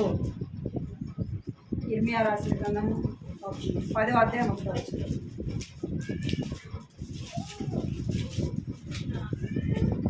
ఇశ్రాయేలు వంశస్థులారా, యెహోవా మిమ్మును గూర్చి సెలవిచ్చిన మాట వినుడి. యెహోవా సెలవిచ్చిన దేవనగా, అన్ని జనముల ఆచారములను అభ్యసింపకుడి. ఆకాశమందు చిహ్నములకు జనములు భయపడును, అయితే మీరు వాటికి భయపడకుడి. చాలు, ఏమంట, అన్ని జనుల ఆచారములను నభ్యసింపకుడి. ఏం చేయకూడదంట, అంటే ఆచారాలు మనం ఏం చేయకూడదు, మనం పాటించకూడదు. పాటించే వాళ్ళ దగ్గరికి కూడా మనం ఏం చేస్తాం, మందిరానికి వచ్చినప్పుడేమో మనం ఒకలాగా ఉంటాం, మందిరానికి వస్తేనేమో ఎట్లుంటాం, ఒకలాగా ఉంటాం. మనమే భక్తులు, మనకి మనమే లోకంలో పెళ్ళిళ్ళకి వెళ్ళాలా, ఏం చేస్తాం? అందరు ఎటు వెళ్తారో, ఏ విధానంలో వెళ్తారో, ఏ పద్ధతిలో వెళ్తారో అదే పద్ధతిలో మనం పోతాం. అర్థమేనా మీకు? మీరు అలాగ చేస్తున్నారో మీరే పరీక్షించుకోవాలి. నువ్వు దేవునింట్లో నువ్వు ఎలా కనబడుతున్నావో బయటికి వెళ్ళి నువ్వు అలాగే కనపడాలి. అర్థమైందా? నువ్వు పెళ్ళికి పో, ఫంక్షన్ పో, ఎంత పెద్ద ఫంక్షన్ అయినా, నిన్ను ఎంత పెద్ద అధికారులు నిన్ను పిలిచినా, నువ్వు ఎంత పెద్ద ఫంక్షన్కి పోయినా ఎలాగ పోవాలా? నువ్వు దేవునింటికి ఎట్లయితే పోతున్నావో అదే విధంగా పోవాలి. అర్థమైందా? ఏం చేస్తాను? దేవునింటికి పోతేనేమో ఏం చేస్తాం? బైబిల్ పట్టుకుంటాం, పద్ధతిగా కదా, మాదిరికరంగా పోతాం. లోకంలో పెళ్ళిళ్ళు పోతే ఏం చేస్తాం? పూలు పెట్టుకుంటాం, గజ్జలు వేసుకుంటాం. ఎలాగుంటున్నారు? నేను చెప్తున్నానని మీరు బాధపడుతున్నారు. దేవుడు నన్ను లెక్క అడుగుతాడు, మీకు చెప్పకపోతే నన్ను లెక్క అడుగుతాడు. నేను కూడా మీ మాదిరి అన్ని జనుల నుంచి వచ్చాను, మీ మాదిరిగా అన్ని జనుల నుంచి వచ్చాను. అన్నుల ఆచారం చేశాను, విగ్రహాలు పూజించాను, అన్నీ చేశాను. అర్థమైనా? నేను మీరైతే ఇప్పుడు ఎలాగైతే ఉంటున్నారో నేను కూడా అదే పద్ధతిలో జీవించాను, అన్నుల పద్ధతిలో జీవించాను, ఆచారాలు చేశాను, అన్నీ చేశాను. కానీ ఇప్పుడు దేవుడు నమ్మినాక అక్క నువ్వు సేవకురాలివి, నువ్వు చేయకపోయినా నిన్ను ఎవరు అడగరు, మమ్మల్ని అడుగుతారంటే నిన్ను కూడా ఎవరు అడగరు. అర్థమైందా మీకు? నిన్ను కూడా ఎవరు అడగరు. ఒక్కసారి అంటారు, ఒక్కసారి అడుగుతారు కదా. మనం ఫస్ట్ ఏదైనా కొత్తగా వెళ్తే ఏం చేస్తారు? ఎందుకు అవి వేసుకోలేదు, ఇవి వేసుకోలేదు, అవి పెట్టుకోలేదు, ఇవి పెట్టుకోలేదు, ఒకసారి అడుగుతారు. నువ్వు రెండోసారి పోయినామని అడగరు. అర్థమైందా? ఒకసారి మనం వెళ్ళినప్పుడు అడుగుతారు, రెండోసారి మూడోసారి మనం చూస్తారు కదా, మనం గమనిస్తారు కాబట్టి మనం అడగం. అదేనా? ఎందుకంటే ఈ అమ్మాయి వేసుకోదు, అదేనా? ఈ అమ్మాయి ఒక పూలు ఇచ్చినారు అనుకోండి, ఫస్ట్ సారి నువ్వు పెట్టుకోకపోతే ఏం చేయరు, నీకు రెండోసారి ఇవ్వరు. నువ్వు ఫస్ట్ సారి పెట్టుకోమేనా అనుకో, రెండోసారి ఏం చేస్తారు? అన్నుల ఆచారం ఏం చేస్తారు? పూలు ఇస్తారు, ఖచ్చితంగా బొట్టు ఇస్తారు. బొట్టు నువ్వు పెట్టుకోలేదు కాబట్టి ఇస్తారు, కానీ మనం పెట్టుకోమంటే ఏం చేయరు. పూలు ఏం చేస్తారు? మొత్తైది కదా, పెట్టుకోమ్మా అని ఇస్తారు. నేను దేవుని బిడ్డను, నేను పెట్టుకొని అన్నా అనుకో, ఒకసారి రెండోసారి అర్థమైందా మీరు? రెండోసారి ఇవ్వరు. నువ్వు పెట్టుకొని పోయినావు అనుకో, రెండోసారి ఏం చేస్తారు? ఇస్తారు. మరి నువ్వు ఎట్లా మరి దేవునింటికి పెట్టుకోరావే? మరి దేవునింటికి వచ్చినప్పుడు పెట్టుకోనండి, అదండి. దేవునింటికి వచ్చినప్పుడు పెట్టుకోనండి. ఎందుకు పెట్టుకోరు? మేము దేవుని మందిరానికి పోతున్నాం పెట్టుకోరు. మీరు అనుకుంటున్నారేమో చేతులకు గోల్డ్ రంగులు వేస్తారు, చాలా తప్పు, చాలా తప్పు. మీరు అవి పెట్టుకున్న వల్ల నాకు నష్టం. అర్థమైంది? మీరు పెట్టుకోకపోవడం వల్ల కూడా నాకు దేవునికి ఏం కావాలో మహిమ కావాలి. దేవుడు లోకాన్ని సృష్టించిన సృష్టికర్త, ఆయన అందాన్ని, ఆయన సొగసును, ఆయన స్వరూపాన్ని నీకు ఇచ్చినప్పుడు ఈ లోకంలో సొగసు స్వరూపం ఎందుకు నీకు? ఏమన్నాడు? అందము, మోసము, సౌందర్యము వ్యర్థము. యెహోవా యందు భయభక్తులు కలిగిన స్త్రీ ఏం చేస్తుందంట? కొనియాడబడుతుందంట. నీవు ఎన్ని కలిగి ఉన్నప్పుడు నీ హృదయం ఎలా ఉంటుందంటే ఎంతో సౌందర్యంగా ఉంటుంది. అర్థమైందా? అన్ని పెట్టుకుంటే రాదు, పూలు పెట్టుకుంటే, దండ వేసుకుంటే, గోల రంగులు వేసుకుంటే, గజ్జలు వేసుకుంటే, అవి వేసుకుంటే రాదు అందం. అర్థమైందా? రాదు. ఎట్లా వస్తుంది అందం? దేవుని యందు భయభక్తులు కలిగి ఉంటే ఏమొస్తుంది? దేవుడే నిన్ను అలంకరిస్తాడు. ఎస్తేరుని దేవుడు అలంకరించినాడు. అర్థమైంది? ఎస్తేరుని దేవుడు అలంకరించినాడు. అందుకే చెప్తున్నాడు, నువ్వు రెండు మనసులు కలిగి ఉండొద్దు. దేవునింటికి మనకి వచ్చినప్పుడు ఒకలాగా, లోకంలో ఉన్నప్పుడు ఒకలాగా, మనం ఏం చేయకూడదంట? ఉండకూడదు. అర్థమైందా? మేము వయసులం కదా, యవనస్తులం కదా, పెట్టుకోమంటారు అంటే నేను 16 సంవత్సరాలు 17 సంవత్సరాలు అంటే దేవుని నేను బాప్తీసం తీసుకున్న అప్పటికి నేను అన్నీ బాప్తీసం తీసుకున్నప్పుడు నాకు కమ్మలు ఉండేటి, గాజులు ఉండేటి, గజ్జలు ఉండేటి, అన్నీ ఉండేవి. బాప్తీసం వాక్యానికి కూర్చుంటే దేవుడు నాతో మాట్లాడుతూ, బాప్తీసం అనగా ఏంది? లోకానికి చచ్చిపోయాను, యేసు ప్రభులో జీవించబడ్డాను. యేసు ప్రభులో నాకు ఏమిచ్చాడు? యేసు ప్రభు జీవం ఇచ్చాడు. నేను ఇప్పటి నుంచి లోకానికి చచ్చిపోయాను, యేసు ప్రభులో బ్రతికి ఉన్నాను. తీసుకున్నారు కదా మీరు? అందరూ బాప్తీసం తీసుకున్నారా? అందరు తీసుకున్నారా బాప్తీసం? అంటే ఎక్కడ చచ్చిపోలే? లోకానికి చచ్చిపోలే. అందుకే పాపం లోకానికి పీకుతూ ఉంటాయి కథ జొతే పీకుతూ ఉంటాయి. ఏం కాదు, ఇది ఒక పోయాడ పెట్టుకుంటే ఏం కాదు, అందరూ వస్తారు కదా, వాళ్ళు ఏమైనా అనుకుంటారేమో నన్ను చిన్న చూపు చూస్తాను అంటే అందరికంటే కూడా దేవుడు నేను ఘనంగా ఉంచుతాడు. అర్థమైందా? నువ్వు దేవుని కొరకు ఉండాలంటే దేవుడు వారందరి మధ్య కూడా నిన్నే అందంగా ఉంచుతాడు. నిన్నే ఆయన యొక్క సౌందర్యాన్ని నీకు ఇచ్చి దేవుడు ఏం చేస్తాడు? అలంకరింపజేస్తాడు. ఎస్తేరు మతకయ్య దగ్గరికి వచ్చినప్పుడు, రాజు దగ్గరికి వచ్చినప్పుడు అందరూ వచ్చినారు. యవన కన్యకలు అందరూ కూడా తమ విధంగా వారు అలంకరించుకొని రాజు దగ్గరికి వచ్చారు. రాజు దగ్గరికి వచ్చి వాళ్ళందరూ అందంగా కనపడలే రాజు దృష్టిలో. వారందరూ ఎలా కనపడలేదు? అందంగా కనపడలే. ఎస్తేరు అయితే దాని ఇష్టంగా ఏది కూడా అలంకరించుకోవాలి. ఆమెను చూడగానే రాజుకి ఏం కలిగిందంట? దయ కలిగిందంట. అంటే వారందరికంటే కూడా ఎవరు అందంగా కనపడ్డారు? ఎస్తేరు కనపడ్డారు. నీవు నేను అందంగా కనపడాలంటే మనం ఎవరిని ధరించుకోవాలా? యేసు ప్రభుని ధరించుకోవాలి. యేసు ప్రభుని ధరించుకోవాలంటే మన మనసు ఎవరి మీద ఉండాలా? యేసు ప్రభు మీద ఉండాలి. సగం లోకం మీద మనసు బిగి, సగం దేవుని మీద మనసు బిగితే ఎట్లా ఉంటుంది? తద్వారా నీకు సంతోషం ఉండనే జరగదు. ఎలా ఉండాలంటే రెండు మనసులు మనము కలిగి ఉండకూడదు. కీర్తన 119, 113. కీర్తన 119, 113 వచ్చింది. విమనస్కులను నేను దేశిస్తున్నాను, నీ ధర్మశాస్త్రము నాకు ప్రీతికరం. ఎవరిని ద్వేషిస్తున్నాడంట? 119, 113. ఈ మనసులను ఏం చేస్తున్నాడంట? దేవుడు ద్వేషిస్తున్నాడంట. మనం రెండు మనసుల మధ్యగా ఉంటే దేవుడు ఏం చేస్తాడంట? నిన్ను నన్ను ద్వేషిస్తాడు. మరి దేవుడు ద్వేషిస్తే మనం ఇన్ని రోజులు దేవుని కొరకు బ్రతికి దేవుని దగ్గరికి వెళ్ళాక దేవుని రాజ్యంలోకి పోకపోతే ఏం ప్రయోజనం? దేవుని కొరకు ఈ లోకంలో అందరిని వదులుకొని, అన్ని పద్ధతులన్నీ వదులుకొని కదా, మన ఆశలన్నీ చంపుకొని కదా లోకంలో బ్రతికామనుకోండి, దేవుడి దగ్గరికి వెళ్ళకపోతే ప్రయోజనం ఏముంది? సంతోషం ఉంటుందా? దేవుడు ఏమన్నాడు? దిమస్ప్రభు ఏం చేస్తాడంట? రెండు మనసులు కలిగిన వారిని యేసుప్రభు ఏం చేస్తాడంట? ద్వేషిస్తాడు. నాకు వద్దు అన్నాడు.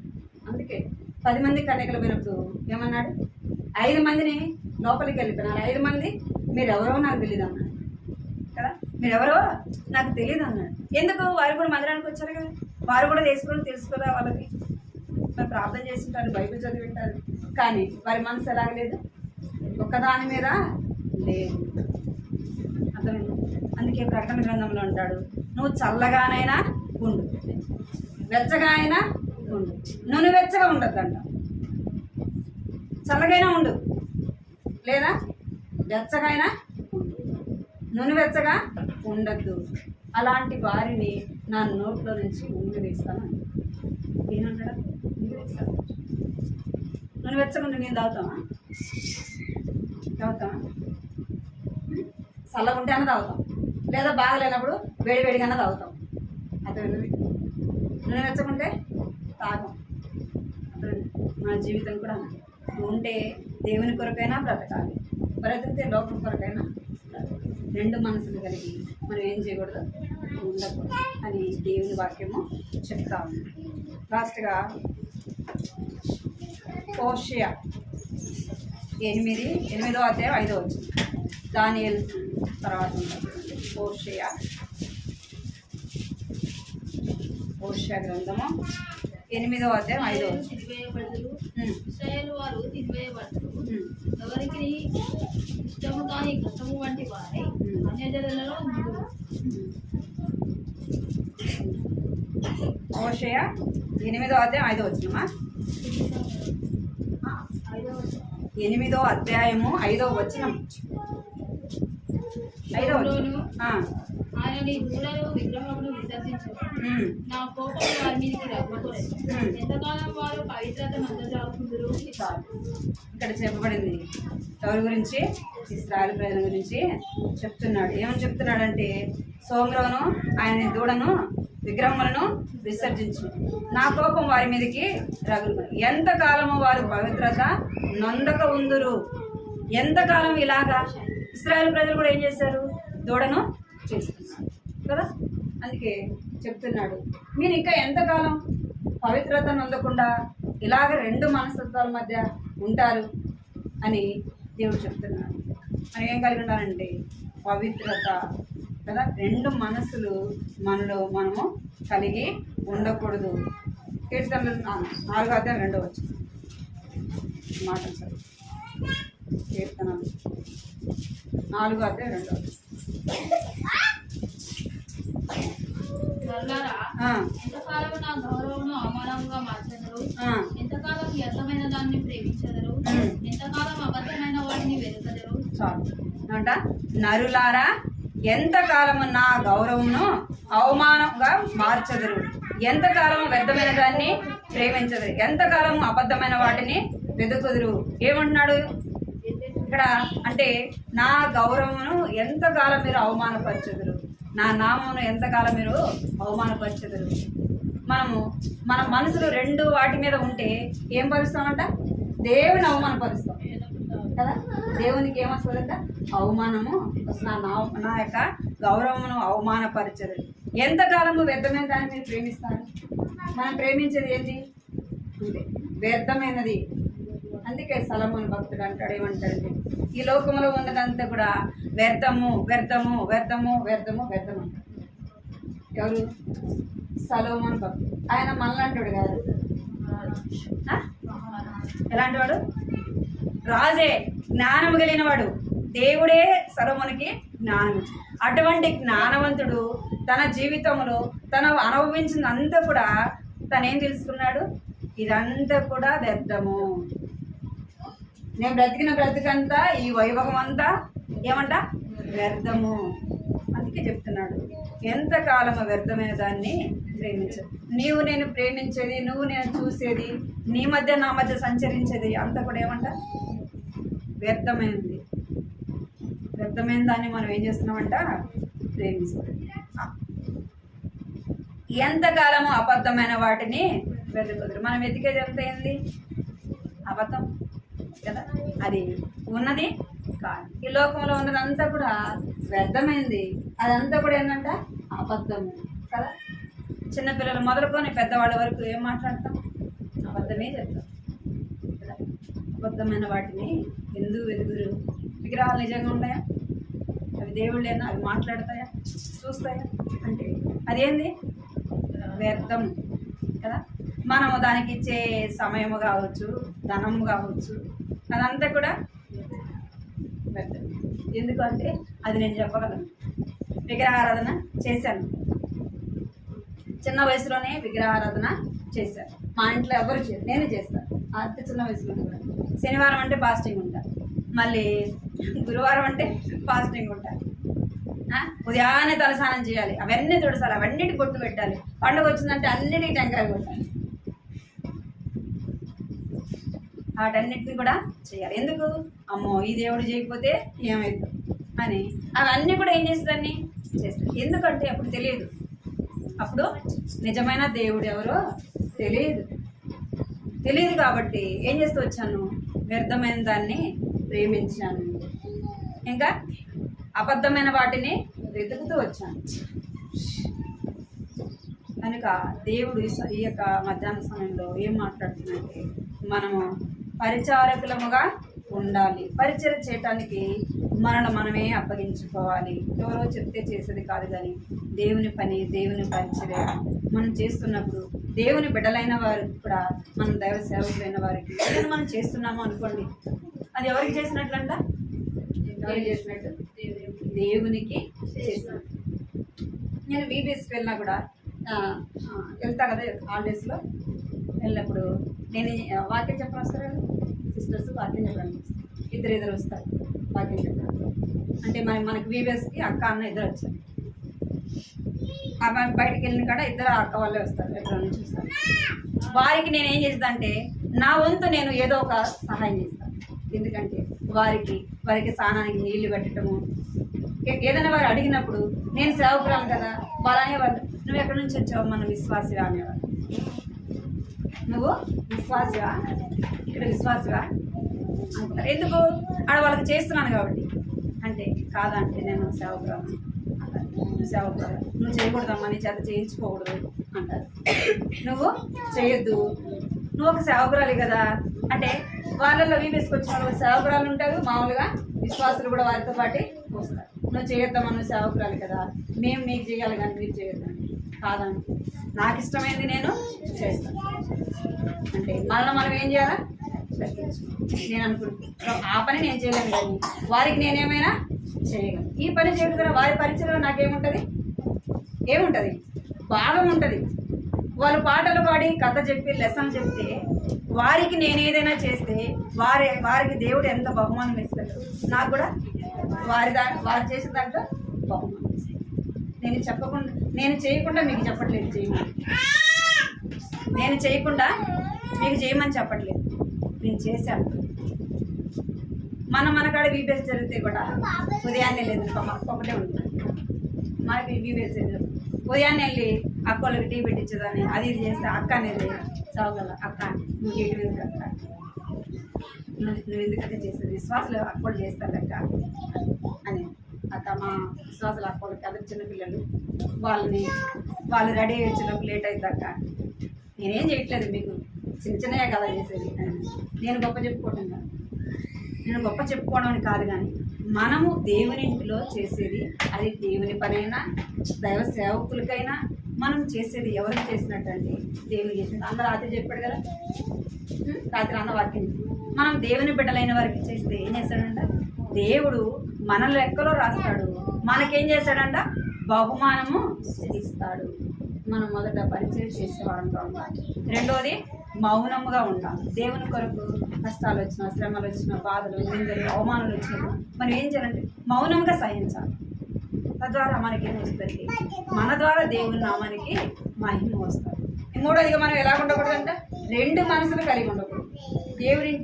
దేవునింటికి నువ్వు ఎలాగైతే పోతున్నావో లోకంలో కార్యాలు కూడా, ఒకవేళ నేను తప్పనిసరిగా ఆందోళనలు అక్క పిలుస్తారు కదా, పక్షులు పిలుస్తారు కదా, వాళ్ళ దగ్గరికి మనం వెళ్ళినప్పుడు మనం దేవుని మందిరానికి ఎలాగ వెళ్తున్నామో అలాగే వెళ్ళాలి. మంచి పట్టు కట్టుకోవచ్చు కాదని మీరు కోలు పెట్టుకోవడం, గోల్ రంగులు వేసుకోవడం అవన్నీ చెట్టు ద్వారా ఎవరికైనా దేవుని మనం ఏం చేస్తాం? అవమానపరిచిన వాడు అర్థమైంది.